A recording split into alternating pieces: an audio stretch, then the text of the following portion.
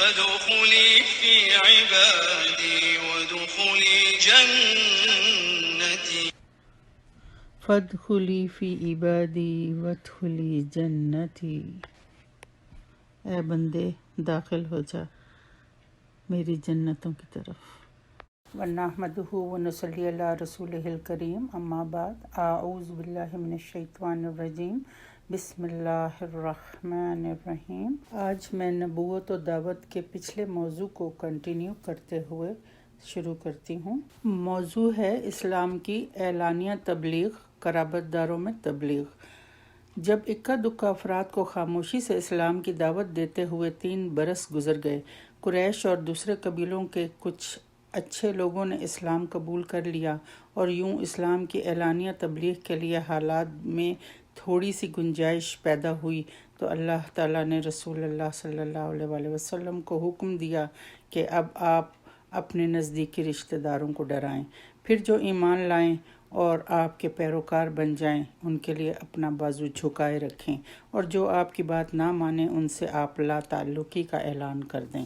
اس حکم پر نبی صلی اللہ علیہ وآلہ وسلم نے اپنے سب سے نزدیکی قرابت داروں یعنی بنو ہاشم کو اکٹھا کیا، اور ان کے ساتھ بنو مطلب کے بھی کچھ آدمی تھے۔ آپ صلی اللہ علیہ وآلہ وسلم نے ان کے سامنے اللہ کی حمد و ثنا بیان کی، اس کی وحدانیت کی شہادت دی، پھر بڑے اچھے انداز میں ان کے لیے اپنے اخلاص کا اظہار کیا، اور اللہ وحدہ لا شریک کی قسم کھا کر بتلایا کہ میں تمہارے لیے خصوصاً اور تمام انسانوں کے لیے عموماً اللہ کا رسول ہوں، اور اللہ کی قسم تم لوگ اسی طرح مر جاؤ گے جیسے سوتے ہو، پھر اسی طرح اٹھائے جاؤ گے جیسے جاگتے ہو، اس کے بعد تم سے تمہارے اعمال کا حساب لیا جائے گا، اور بھلائی کا بدلہ بھلائی سے اور برائی کا بدلہ برائی سے دیا جائے گا، پھر یا تو ہمیشہ کے لیے جنت ہوگی یا ہمیشہ کے لیے جہنم۔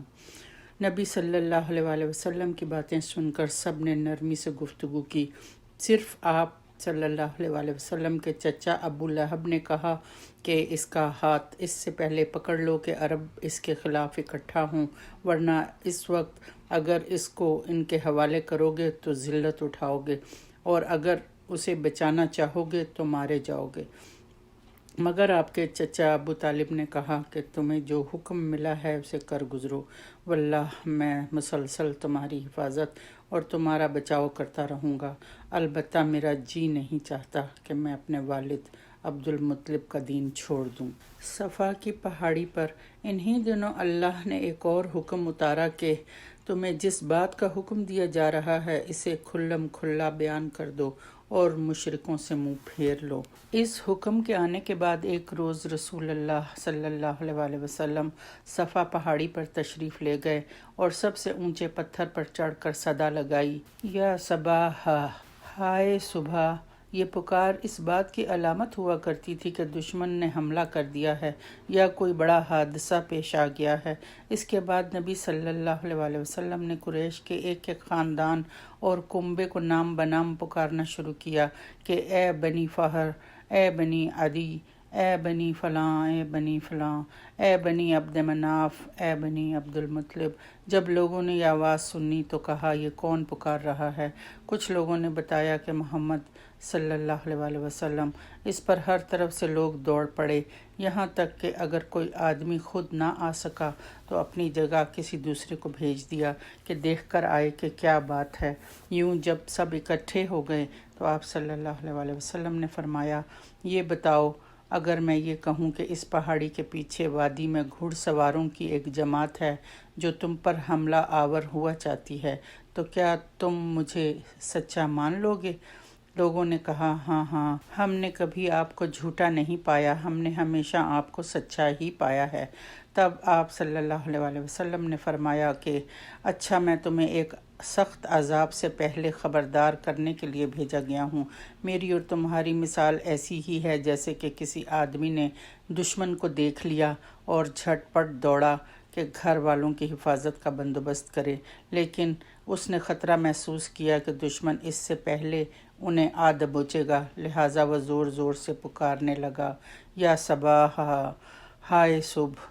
اس کے بعد نبی صلی اللہ علیہ وسلم نے لوگوں کو دعوت دی کہ وہ لا الہ الا اللہ محمد الرسول اللہ کا سچے دل سے اقرار کریں، اور بتلایا کہ یہی کلمہ دنیا کی کامیابی اور آخرت کی نجات کا ذریعہ ہے، اور سمجھایا کہ اگر وہ اپنے شرک پر جمے رہے اور آپ صلی اللہ علیہ وآلہ وسلم کی لائی ہوئی باتوں پر ایمان نہ لائے تو اللہ کا عذاب انہیں اپنی گرفت میں لے لے گا، اور آپ رسول ہونے کے باوجود انہیں نہ عذاب سے بچا سکیں گے نہ ہی اللہ سے چھڑا سکیں گے۔ آپ صلی اللہ علیہ وآلہ وسلم نے یہ ڈراوا عام لوگوں کو بھی سنایا اور خاص لوگوں کو بھی، چنانچہ فرمایا: اے قریش کے لوگو، جہنم سے نجات کے بدلے میں اللہ سے اپنی جانوں کا سودا کر لو، کیونکہ میں تمہارے نفع و نقصان کا مالک نہیں ہوں اور نہ تمہیں اللہ سے بچانے کے لیے کچھ کام آ سکتا ہوں۔ اے بنی کعب بن لوی، اپنے آپ کو جہنم سے بچا لو، کیونکہ میں تمہارے نفع و نقصان کا مالک نہیں۔ اے بنی مرہ بن کعب، اپنے آپ کو جہنم سے بچا لو۔ اے بنی قصی، اپنے آپ کو جہنم سے بچا لو، میں تمہارے نفع و نقصان کا مالک نہیں۔ اے بنی عبد شمس، اپنے آپ کو جہنم سے بچا لو۔ اے بنی عبد مناف، اپنے آپ کو جہنم سے بچا لو، کیونکہ میں تمہارے نفع و نقصان کا مالک نہیں۔ اے بنو ہاشم، اپنے آپ کو جہنم سے بچا لو۔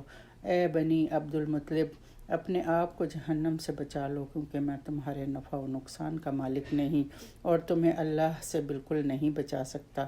میرے مال میں سے جتنا چاہو مانگ لو، مگر میں تمہیں اللہ سے بچانے کے لیے کوئی اختیار نہیں رکھتا۔ اے عباس بن عبد المطلب، میں اللہ سے بچانے کے لیے تمہارے بھی کچھ کام نہیں آ سکتا۔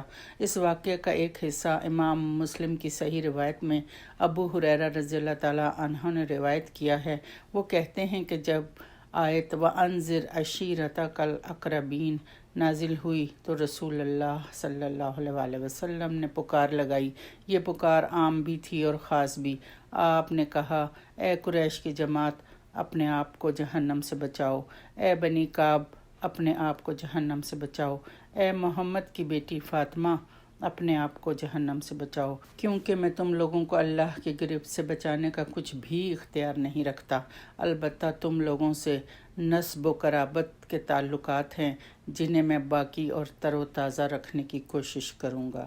یہ بانگ درا غایت تبلیغ تھی۔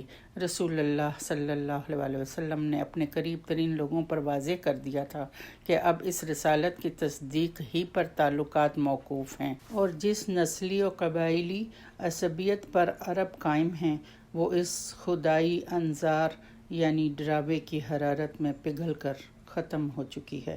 اس ڈراوے کے بعد لوگ ادھر ادھر بکھر گئے اور ایسا کوئی بیان نہیں ملتا کہ فوری طور پر لوگوں نے کسی قسم کی مخالفت یا تائید کی ہو۔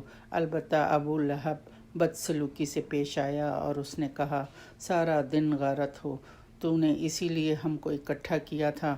اس کے جواب میں سورہ تبت یدا ابی لہب نازل ہوئی اور بتایا گیا کہ وہ اور اس کی بیوی اور اس کا مال سب غارت ہو جائیں گے اور جہنم کا ایندھن بنیں گے۔ جہاں تک عام لوگوں کا تعلق ہے تو لگتا ہے کہ وہ یہ ڈراوا سن کر حیرت و تعجب میں پڑ گئے اور فوری طور پر کوئی فیصلہ نہ کر سکے کہ انہیں کیا کرنا چاہیے۔ لیکن جب گھر کو واپس ہوئے اور طبیعتوں کو قرار آیا، حیرت و تعجب ختم ہوا اور مطمئن ہو گئے تو متکبرانہ خیالات نے انہیں مجبور کیا کہ وہ اس تبلیغ اور ڈراوے کو حقارت اور مذاق کی نظر سے دیکھنے لگے۔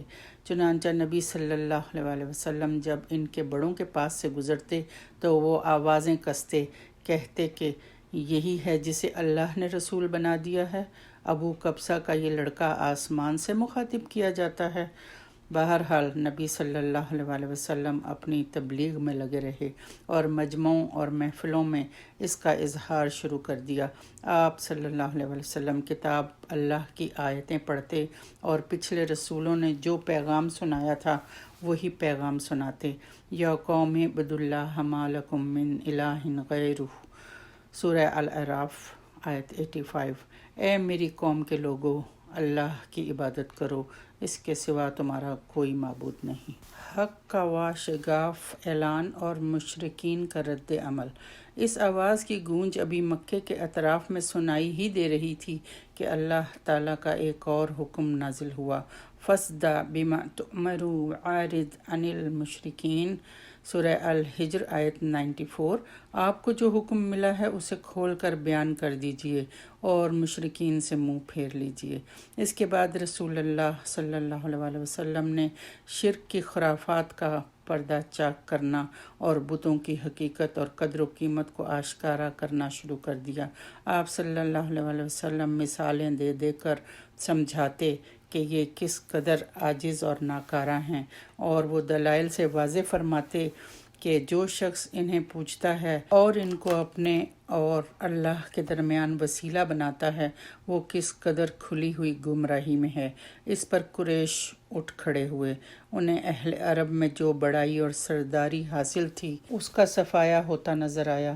وہ جن برائیوں میں لت پت تھے انہیں چھوڑنا نہیں چاہتے تھے، سبکدوش ہونا نہیں چاہتے تھے۔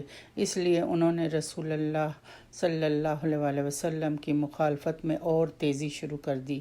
شاعر، جادوگر اور پاگل کہہ کر پکارتے۔ ادھر آپ صلی اللہ علیہ وسلم نے لوگوں کی آنکھوں کے سامنے کھلم کھلا اللہ کی عبادت شروع کر دی۔ چنانچہ آپ دن دہاڑے سارے لوگوں کے سامنے کعبہ کے صحن میں نماز پڑھتے۔ آپ کی تبلیغ دھیرے دھیرے کامیاب ہوتی گئی۔ ایک ایک کر کے بہت سے لوگ مسلمان ہوتے گئے، اور جو مسلمان ہوئے ان میں اور ان کے گھر کے دوسرے لوگوں میں دوری اور نفرت پیدا ہوتی گئی۔ حاجیوں کو روکنے کے لیے قریش کے مشورے۔ قریش اس پوری صورتحال کو تشویش کی نظر سے دیکھ رہے تھے، اور ابھی اس پر تھوڑا ہی عرصہ گزرا تھا کہ حج کا وقت آ گیا اور انہیں حاجیوں کے بارے میں تشویش نے آ گھیرا۔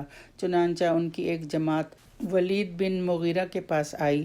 یہ ان میں عمر رسیدہ اور مرتبے کا آدمی تھا۔ اس نے کہا کہ دیکھو حج کا وقت آ گیا ہے، اب ہر طرف سے لوگ تمہارے پاس آئیں گے، یعنی عرب کے وفود کی آمد شروع ہوگی۔ اس لیے وہ ضروری سمجھتے تھے کہ نبی صلی اللہ علیہ وسلم کے متعلق کوئی ایسی بات کہیں کہ جس کی وجہ سے اہل عرب کے دلوں پر آپ کی تبلیغ کا کوئی اثر نہ ہو۔ چنانچہ وہ اسی سلسلے میں گفت و شنید کے لیے ولید بن مغیرہ کے پاس اکٹھے ہوئے۔ ولید نے کہا، اس بارے میں تم سب ایک رائے اختیار کر لو۔ تم میں باہم کوئی اختلاف نہیں ہونا چاہیے کہ خود تمہارا ہی ایک آدمی دوسرے آدمی کی تکذیب کر دے، یعنی جھوٹا ثابت کر دے اور ایک دوسرے کی بات کو کاٹ دے۔ لوگوں نے کہا، آپ ہی کہیے۔ ولید نے کہا، نہیں، تم لوگ کہو، میں سنوں گا۔ اس پر چند لوگوں نے کہا کہ ہم کہیں گے کہ وہ کاہن ہے۔ ولید نے کہا، نہیں، بخدا وہ کاہن نہیں ہے، ہم نے کاہنوں کو دیکھا ہے۔ اس شخص کے اندر نہ کاہنوں جیسی گنگناہٹ ہے، نہ ان کے جیسی قافیہ گوئی اور تک بندی۔ اس پر لوگوں نے کہا کہ ہم کہیں گے کہ وہ پاگل ہے۔ ولید نے کہا، نہیں، وہ پاگل بھی نہیں ہے، ہم نے پاگل بھی دیکھے ہیں اور ان کی کیفیت بھی۔ اس شخص کے اندر نہ پاگلوں جیسی دم گھٹنے کی کیفیت اور الٹی سیدھی حرکتیں ہیں اور نہ ان کے جیسی بہکی بہکی باتیں۔ لوگوں نے کہا، تب ہم کہیں گے کہ وہ شاعر ہے۔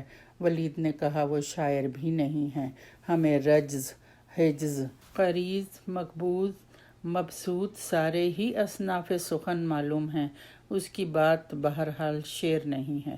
لوگوں نے کہا، تب ہم کہیں گے کہ وہ جادوگر ہے۔ ولید نے کہا، یہ شخص جادوگر بھی نہیں، ہم نے جادوگر اور ان کا جادو بھی دیکھا ہے۔ یہ شخص نہ تو ان کی طرح جھاڑ پھونک کرتا ہے نہ گرا لگاتا ہے۔ لوگوں نے کہا، تب ہم کیا کہیں گے؟ ولید نے کہا، خدا کی قسم، اس کی بات بڑی شیریں ہے، اس کی جڑ پائیدار ہے اور اس کی شاخ پھلدار ہے۔ تم جو بات بھی کہو گے لوگ اسے باطل سمجھیں گے، البتہ اس کے بارے میں سب سے مناسب بات یہ ہے کہ تم کہہ سکتے ہو کہ وہ جادوگر ہے اور اس کی بات میں جادو ہے۔ اس نے ایسا کلام پیش کیا ہے جو جادوئی اثر رکھتا ہے۔ وہ اس کے ذریعے باپ بیٹے میں، بھائی بھائی میں، میاں بیوی میں اور آدمی اور اس کے خاندان میں تفرقہ ڈال دیتا ہے، یعنی کنبے قبیلے میں پھوٹ پڑ جاتی ہے۔ بالآخر لوگ اسی تجویز پر متفق ہو کر وہاں سے رخصت ہوئے۔ جب یہ قرارداد طے پا چکی تو اسے عملی جامہ پہنانے کی غرض سے کارروائی شروع ہوئی۔ کچھ کفار مکہ عازمین حج کے مختلف راستوں پر بیٹھ گئے اور وہاں سے ہر گزرنے والے کو آپ صلی اللہ علیہ وآلہ وسلم کے خطرے سے آگاہ کرتے ہوئے آپ کے متعلق تفصیلات بتانے لگے اور ڈرانے لگے۔ اس کام میں سب سے زیادہ پیش ابو لہب تھا۔ وہ حج کے ایام میں لوگوں کے ڈیروں اور عکاظ، مجنہ اور ذوالمجاز کے بازاروں میں آپ کے پیچھے پیچھے لگا رہتا۔ آپ صلی اللہ علیہ وآلہ وسلم اللہ کے دین کی تبلیغ کرتے اور ابو لہب پیچھے پیچھے یہ کہتا کہ اس کی بات نہ ماننا، یہ جھوٹا بد دین ہے۔ اس دوڑ دھوپ کا نتیجہ یہ ہوا کہ لوگ اس حج سے اپنے گھروں کو واپس ہوئے تو ان کے علم میں یہ بات آ چکی تھی کہ آپ صلی اللہ علیہ وآلہ وسلم نے دعوت نبوت کیا ہے، اور یوں انہی کے ذریعے پورے دیار عرب میں آپ صلی اللہ علیہ وآلہ وسلم کا چرچا پھیل گیا۔ تدبیریں الٹی پڑ گئیں۔ جس بات کا ارادہ اللہ سبحانہ تعالیٰ فرما لیں اسے کون روک سکتا ہے؟ ان وعد اللہ حق۔ خود مشرکین کی زبان سے ہی نبوت کا چرچا ہو گیا۔ بے شک اللہ جو چاہتا ہے وہ کرتا ہے۔ وآخر دعوانا ان الحمد للہ رب العالمین۔